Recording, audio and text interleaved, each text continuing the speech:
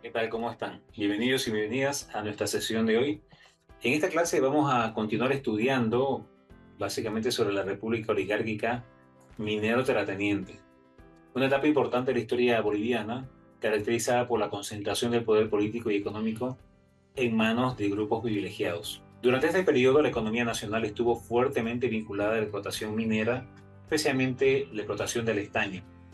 Los empresarios mineros y los grandes terratenientes ejercieron una enorme influencia en las decisiones políticas del país.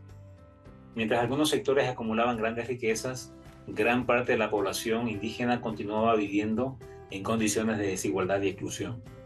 También se desarrollaron importantes proyectos de infraestructura, como los ferrocarriles, que estaban orientados principalmente a facilitar las exportaciones.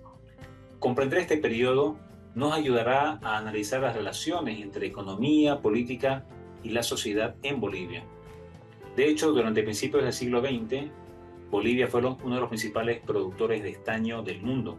Durante gran parte de la época colonial y del siglo XIX, la plata fue el principal recurso minero del país. Sin embargo, hacia fines del siglo XIX, la producción de plata comenzó a disminuir debido justamente al agotamiento de este importante yacimiento. En este contexto surgió un nuevo mineral que transformó la economía nacional, el estaño. La creciente industrialización mundial aumentó la demanda de este metal debido a sus múltiples aplicaciones. El estaño se utilizaba en la fabricación de envases, de aleaciones metálicas, de productos industriales y de componentes tecnológicos. Gracias a la abundancia de este recurso, Bolivia logró insertarse nuevamente en los mercados internacionales. El auge del estaño generó importantes ingresos económicos y fortaleció el poder de los empresarios mineros. El crecimiento de la minería permitió el surgimiento de poderosos empresarios que acumularon grandes fortunas. Estos grupos económicos controlaban importantes centros mineros que obtenían enormes beneficios de las exportaciones. Su poder no se limitaba únicamente al ámbito económico. Muchos empresarios mantenían estrechas relaciones con las autoridades gubernamentales y participaban activamente en la política nacional. La influencia de estos sectores permitió orientar muchas acciones y decisiones estatales hacia la protección de sus intereses. De esta manera se consolidó una estrecha relación entre el poder económico y el poder político. La oligarquía minera se convirtió en uno de los grupos más influyentes de la historia de Bolivia. De hecho, es importante conocer que algunos empresarios mineros llegaron a tener una influencia comparable a las importantes autoridades de Estado. Durante este periodo destacaron dos importantes partidos políticos, el Partido Conservador y el Partido Liberal. Los conservadores estaban vinculados a la oligarquía tradicional, a la iglesia y a los intereses relacionados con la minería de la plata. Defendían el orden social jerárquico y mantenían posiciones más tradicionales. Los liberales, por su parte, promovían ciertas reformas modernizadoras y buscaban reducir la influencia política de la Iglesia. Además, recibían apoyo de los nuevos empresarios vinculados a la minería del estaño y de los grandes terratenientes del altiplano. A pesar de sus diferencias ideológicas, ambos grupos compartían el interés de mantener el control sobre los recursos económicos y políticos del país. Esto permitió la continuidad del predominio oligárquico durante gran parte de esta etapa. De hecho, es importante conocer que la Guerra Federal del año 1899 permitió el ascenso político del Partido Liberal. Uno de los acontecimientos más importantes de comienzos del siglo XIX fue la firma del Tratado de Paz y Amistad entre Bolivia y Chile en el año 1904. Este acuerdo formalizó la situación territorial surgida después de la Guerra del Pacífico. Entre sus disposiciones se establecía la construcción de un ferrocarril entre Arica y La Paz. También garantizaba a Bolivia el libre tránsito comercial por territorio chileno y los puertos del Océano Pacífico. Asimismo, Chile debía otorgar determinadas compensaciones económicas. Aunque el tratado buscaba regular las relaciones entre ambos países, con el tiempo surgieron debates sobre su cumplimiento y sus consecuencias para Bolivia. Este tema continúa siendo relevante dentro de la política exterior boliviana aún en nuestro tiempo. Así que la pérdida del litoral modificó profundamente la situación geopolítica y económica de Bolivia. Desde entonces el país depende básicamente de acuerdos internacionales para acceder a los puertos en el Océano Pacífico. No tenemos el libre tránsito como se pretendía en un principio. Diversos sectores consideran que las condiciones del libre tránsito no siempre se cumplen plenamente.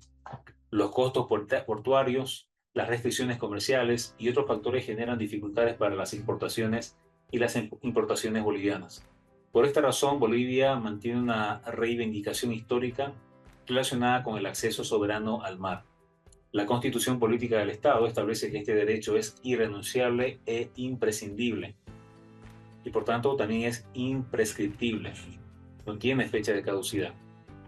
La cuestión, en el fondo, forma parte de la memoria histórica y de la identidad nacional boliviana. De hecho, en Bolivia cada año se celebra el Día del Mar para recordar la importancia de la reivindicación marítima. El ferrocarril desempeñó un papel fundamental en la economía boliviana a comienzos del siglo XX. La construcción del ferrocarril Arica-La Paz comenzó en el año 1906 y concluyó en el año 1913. Posteriormente se desarrollaron nuevas rutas ferroviarias que conectaron importantes centros productivos del país. Entre ellas destacan los tramos Oruro-Viacha, Viacha-La Paz, Uyuni-Atocha y Oruro-Cochabamba. Los ferrocarriles facilitaron el transporte de minerales hacia los mercados internacionales. También permitieron el ingreso de productos manufacturados provenientes del exterior. Sin embargo, muchos historiadores señalan que estas obras beneficiaron principalmente a las élites económicas vinculadas a la minería y a las haciendas. De hecho, la expansión ferroviaria transformó profundamente los sistemas de transporte y comercio en Bolivia. A pesar de los avances económicos promovidos por las élites, la situación de los pueblos indígenas continuó siendo muy difícil. Durante el siglo XIX se aprobaron medidas que afectaron profundamente la organización comunitaria indígena. La ley de exvinculación del año 1874 impulsó la individualización de las tierras comunales. Esto facilitó la expansión de las haciendas y redujo el control colectivo sobre los territorios tradicionales. Muchos indígenas perdieron tierras y quedaron sometidos a relaciones de dependencia de los grandes propietarios. Además, continuaron enfrentando limitaciones para participar plenamente en la vida política del país. Estas desigualdades generaron conflictos y movimientos de resistencia en diferentes regiones. Frente a las situaciones de injusticia, surgieron importantes líderes indígenas que defendieron los derechos de los pueblos, o de sus pueblos en este caso. Uno de ellos fue Apaiwaki Tupa, líder guaraní que encabezó una resistencia contra los abusos cometidos por los hacendados, militares y autoridades. Su lucha culminó con la trágica masacre de Curuyuqui en el año 1982. Otro personaje que destacó fue justamente Pablo Zárate Vilca, conocido líder aymara que participó activamente en la Guerra Federal. Vilca estableció una alianza con José Manuel Pando para enfrentar al gobierno conservador. Gracias a su liderazgo movilizó a miles de indígenas que participaron en el conflicto. Sin embargo, tras el triunfo liberal, muchas de las demandas indígenas no fueron atendidas y Vilca terminó siendo perseguido y asesinado. De hecho, es importante conocer que Pablo Zárate Vilca es considerado uno de los líderes indígenas más importantes de la historia boliviana. Para concluir, podemos decir que la República Oligárquica Minero-Terrateniente estuvo marcada por el predominio político y económico de las élites vinculadas a la minería y a la propiedad de grandes extensiones de tierra. El auge del estaño fortaleció la economía nacional y consolidó el poder de los empresarios mineros. Al mismo tiempo, se desarrollaron importantes proyectos de infraestructura como los ferrocarriles, en este caso el ferrocarril Arica-La Paz. Sin embargo, gran parte de la población indígena continuó enfrentando exclusión, pérdida de tierras y limitaciones en sus derechos. Las luchas de líderes como Apaiwaki Tupa y Pablo Zárate Vilca reflejan la resistencia de los pueblos originarios frente a estas desigualdades.